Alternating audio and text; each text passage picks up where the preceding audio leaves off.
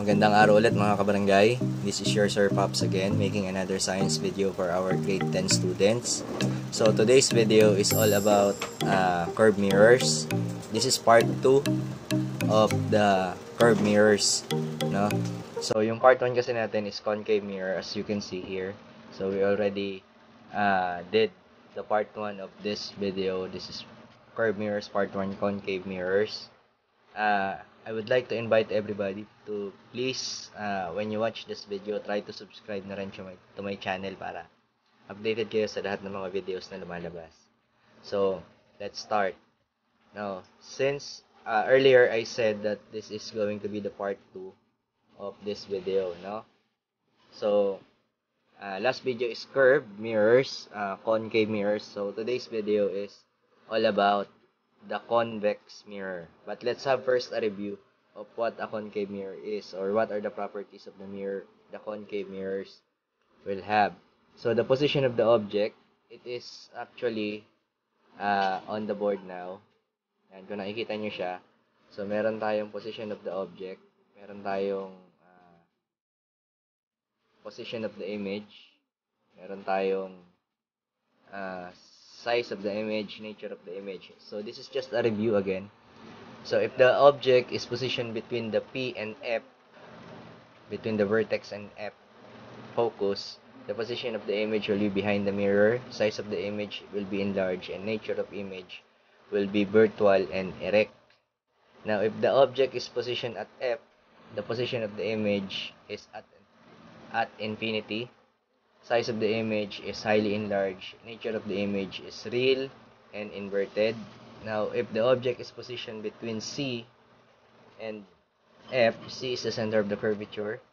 So, the position of the image will be behind C. It can be behind C. And then, it will be enlarged. And then, the nature of the image would be real and inverted. If the object is at C, position of the image is also at C. They will be having the same size. Nature of the image will be real and inverted. If the object is beyond the center of the curvature, so the position of the image is between F and C, focus and center of the curvature, the size of the image would be diminished, and the nature of the image would be real and inverted. Now, if the object is positioned at infinity, so the position of the image would be at the focus, it will be highly diminished point size, so sobrang liit na niya. And nature of the image would be real and inverted. So, that's how you are going to have the properties of the image form. Now, next to this is we are now going to study the convex mirror. So, ano ba ang ibig sabihin ng convex mirror natin?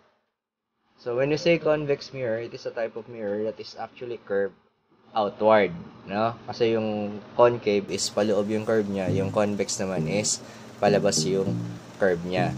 So, kung naalala niyo yung sample natin na kutsara, so yung likod ng kutsara, yun yung magiging convex mirror natin. Yung nasa loob naman ng kutsara, yung paloob na curve, yun yung magiging concave mirror natin. Okay? So, yun po yung ibig sabihin ng convex mirror.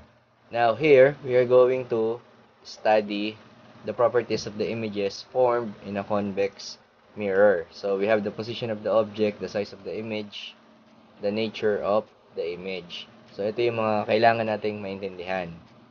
Now, if we are going to study this one, convex mirror, so we have the front view of the image of the mirror, and we have the side view of the mirror, of the convex mirror. So, kung makikita nyo siya, yung object natin, syempre, nandun siya sa harap ng convex mirror, no? So, nandun siya sa harap ng outward curve. So, nandito siya. So, ito ngayon, yung F and C, this is behind the mirror, behind the convex mirror. Now, if we are going to position an object into this one at a finite distance, makikita natin yung size of the image, nature of image, what would that be? Yun yung unang tanong. Now, if we are going to observe this one, if we're going to observe the hand, kung nakikita nyo tong kamay na to, ano yung naging itsura nitong kamay na to kumpara dito. So, if we are going to answer the size of the image, what would that be? Sige nga, try nyo nga po. So, kung ang sagot nyo is reduce or diminish or smaller, tingin ko tama kayo, no? Because if you're just going to observe by observation, if we are in front of a convex mirror, lumiliit yung image, no? Lalo, di ba ito yung mga ginagamit natin sa mga, kung nakita yung sa 7-Eleven, sa mga supermarket, may mga convex mirror dun sa taas para makita yung mga bumibili, kung ano yung ginagawa nila doon. Kung sino yung mga nag-shoplift, ito yung mga kadalasan ginagamit natin. Pero nowadays, meron na tayong mga CCTV camera, hindi na ganun ginagamit siya. Okay? Now, what would be the answer for the size of the image? So, the size of the image would be diminish or small in size. Okay? So, remember nandito tayo. Ito yung object natin. Okay? Now, what would be the nature of the image? By observation, ano ba yung makikita natin dito? Pag sinabi natin nature of the image, ano ba siya? Real or virtual? Yun yung sinasabi natin. Pag real, inverted siya. No? Pag virtual, upright siya or nakatayo. Hindi siya nakatuwad. Pag virtual pag virtual. So, yun yung magiging natin. And, it is always projected behind the mirror. So, the nature of the image natin is virtual and erect or nakatayo siya.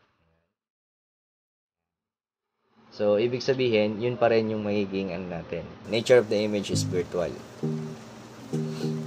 Now, if we are going to move closer the hand, ano pong napapansin nyo habang ginagalaw natin to? Ulitin natin yun, Yan.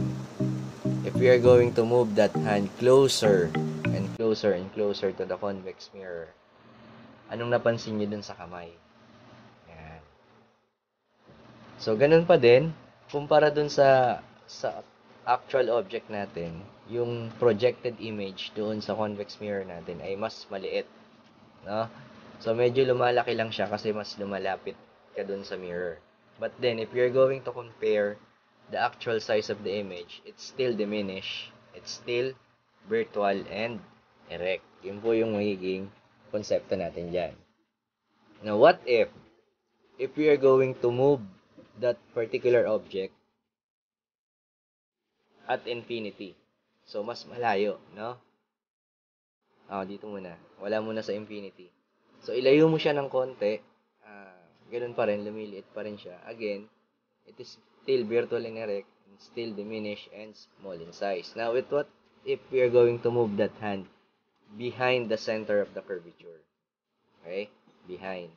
So, at infinity na. Sobrang layo na niya. So, do you think there is an image form or there is a size of the image or there is an image form? Meron kayang position? No? Now, looking back at the concave mirror, if the object is at infinity, sobrang layo na. So, ito yung natin, magiging concept natin. No? Sobrang layo niya na dun sa, nasa concave mirror tayo. All the light rays that will hit a concave mirror will actually reflect to the focus. Lahat ng light rays na tatama dyan ay mag-hit sa focus. So, ibig sabihin, there is still an object, but there is still a size of the image, but the image is very, very small in size. No? Sobrang liit na niya. So, there can be no image form because there is still something na meron na tumama sa focus. So, ibig sabihin, meron kang image form. Ayan. Point size, highly diminished, super small. Okay? So, ito yung nangyari doon sa ating concave mirror if the object is at infinity. Now, what will happen if the object is at infinity in case of the convex mirror? Yan yung paliwanag natin.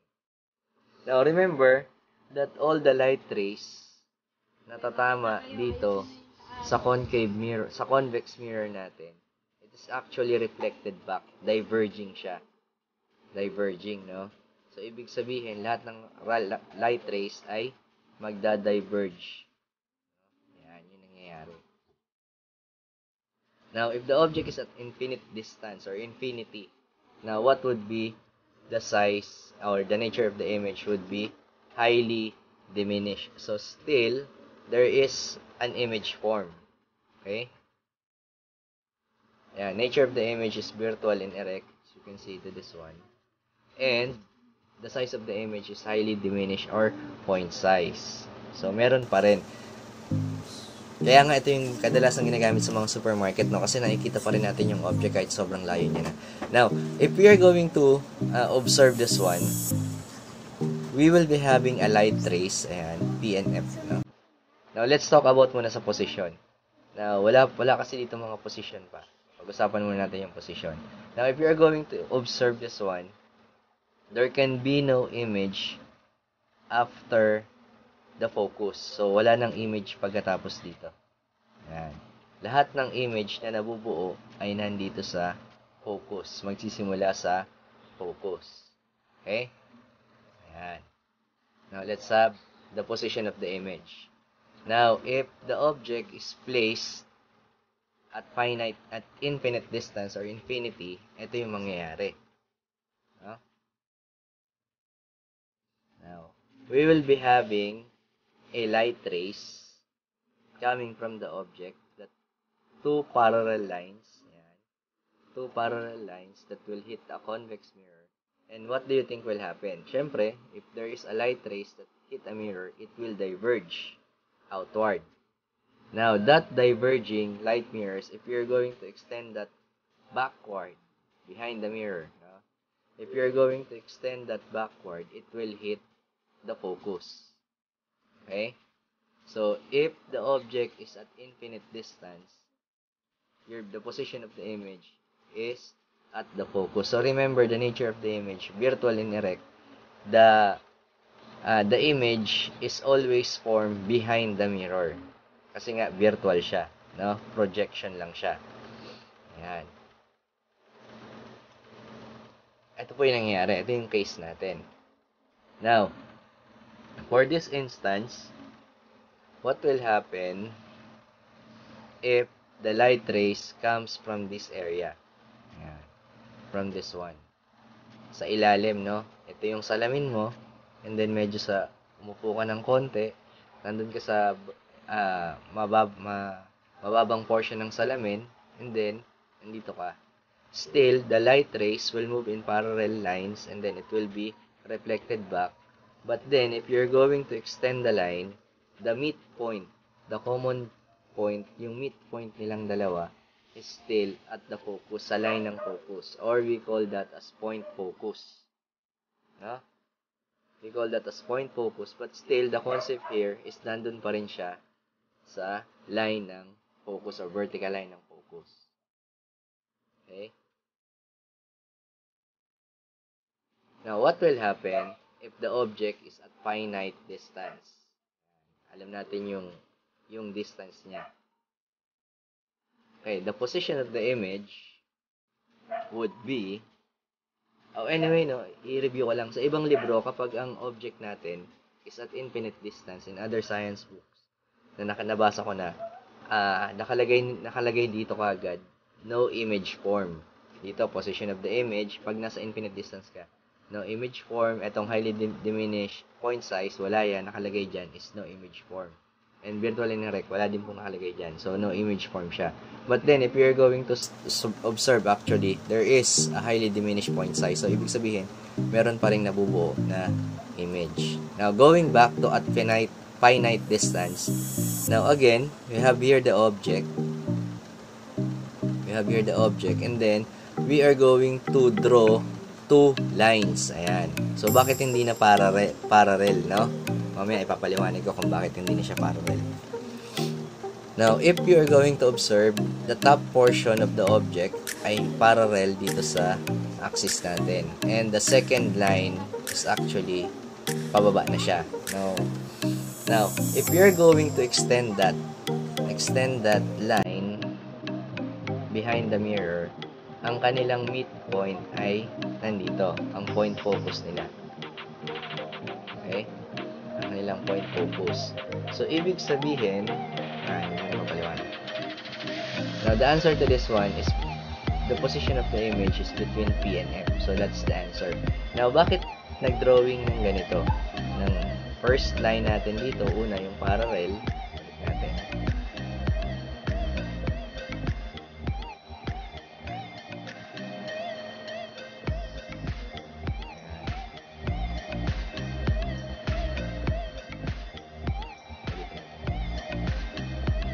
Okay. Bakit ganyan ang pagkaka-drawing? Papaliwanag lang natin yan. No? So, we only need 2 rays of light para maintindihan natin, makuha natin yung position ng image. Kasi, ito rin yung ginawa natin dun sa concave mirrors. No? So, yan, they are reflected. Now, focus on this one sa baba. Focus dito sa baba. Now, if you're going to observe that, if you're going to reverse the process, dito manggagaling yung iyong light rays. So, ibig sabihin, ang kanyang reflection is outward din. No? Parehas din siya. So, kaya lang dito kinuha, pababa, para mas madali nating makita yung position of the image. Ito yung nasa baba. Now, kung pababalikin mo yung arrows na yan, ito, yung arrow na to, papunta dito, pababalikin mo siya. So, re-reflect siya, papunta doon. So, ibig sabihin, you still have 2 parallel lines. Kahit saan dito sa position na to, mula dun sa ulo hanggang sa paa, you will always have 2 parallel lines. Kagaya ng ginawa natin kanina. Okay? Now, if you are going to extend that again, you will be having a midpoint between P and F. So, ibig sabihin, at finite distance, the position of your image form will be between P and F. O, in other books, ang nakalagay sa libro, kasi itong P, kadalasan, V ito, or vertex, no? Vertex. So, if the object is at finite distance, the position of the image is between B and F. Yun, sa ibang books, no? Yan, sa module ng mga bata, naka-B yun, naka-B. Yan, so, B and F. So, nandito siya, point focus. Okay? Kanina, nasa F lang, di ba? Okay, moving on. First light rays, that is parallel. Second light rays, meet at the focus. And this one is the parallel. Now, looking at the concave mirror, same concept, no? So, if these 2 light rays are drawn, yan, first light rays, now, look at the second light rays, kung saan siya manggagaling, saan siya dadaan. Okay, first light ray natin is at the top of the object, parallel to the x-axis, and then it was reflected back at dumaan sa focus. So, ganun na nangyayari sa concave, ba? Okay, now the second light rays will hit the focus, and then it will be bounce parallel to the principal axis or parallel to the x-axis. Now, at this case, you have 2 parallel lines. So, 1, 2. Okay? Now, the position of the object, this one, kailangan lang natin ng dalawa, no? Dalawang light rays. The position of the object is nandito siya, behind the center of the curvature. So, that is the case. Kaya ginamit natin yung parehas na konsepto doon sa ating convex mirror. And then, it will be reflected back. Now, looking at this one, parehas din. No? So, this is our focus, working backward. All the light rays that will hit the convex mirror, if you're going to extend that, it will actually converge at a common point behind the mirror, sa likod ng mirror. Okay? Ulitin natin yung animation.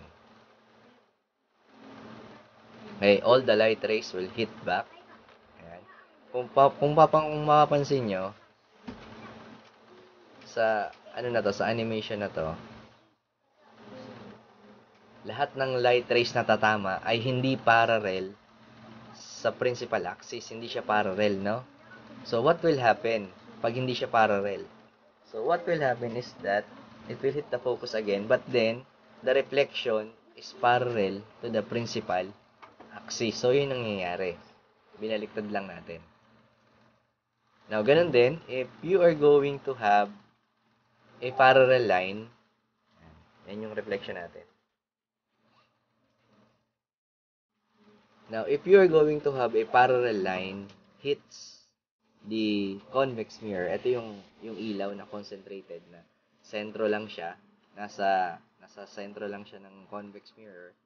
And then, what will happen is that it will diverge, no? And then, if you are going to extend that line of diversion, of diverging light rays, it will always hit the focus. So, kaya walang image na mabubuo after the focus. Laging nasa focus siya. Yan.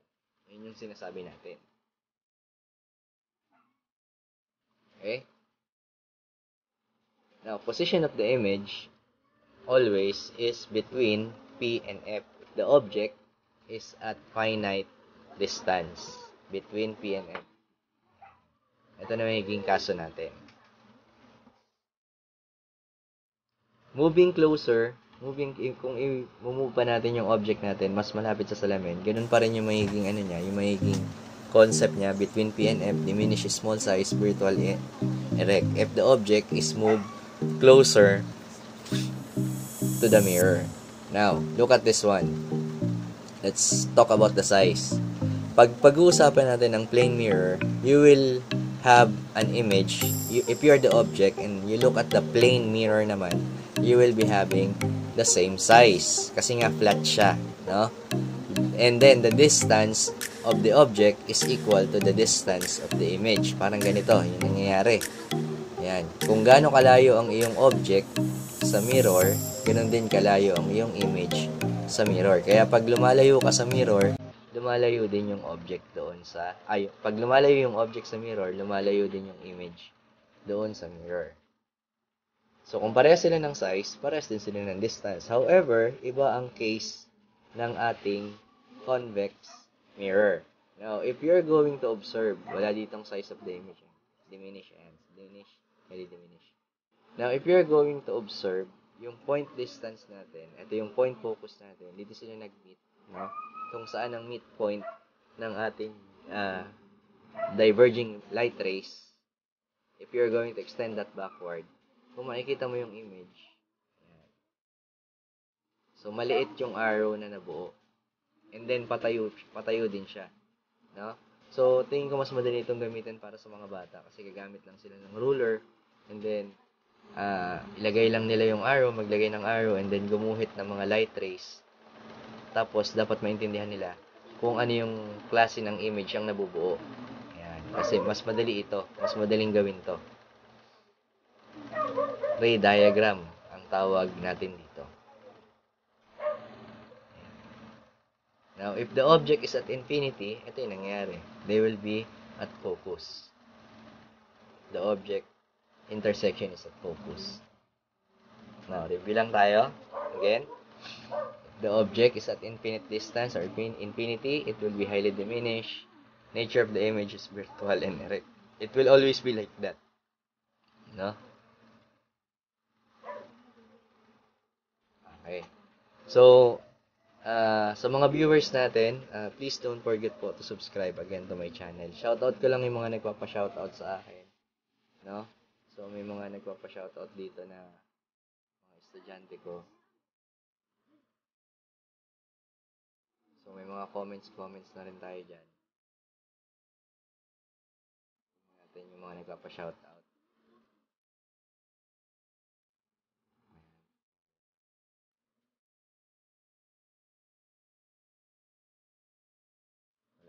Kita sa mga comments. Para ma-return natin yung favor. Ayan. Shoutout ko po si Inkit Module 312. Hi po sa'yo. At salamat po sa support. Thank you po, sir. Nice one, Sir Pops. Okay. So, sino pa ba? Alam ko may mga nagpapa-shoutout pa dito.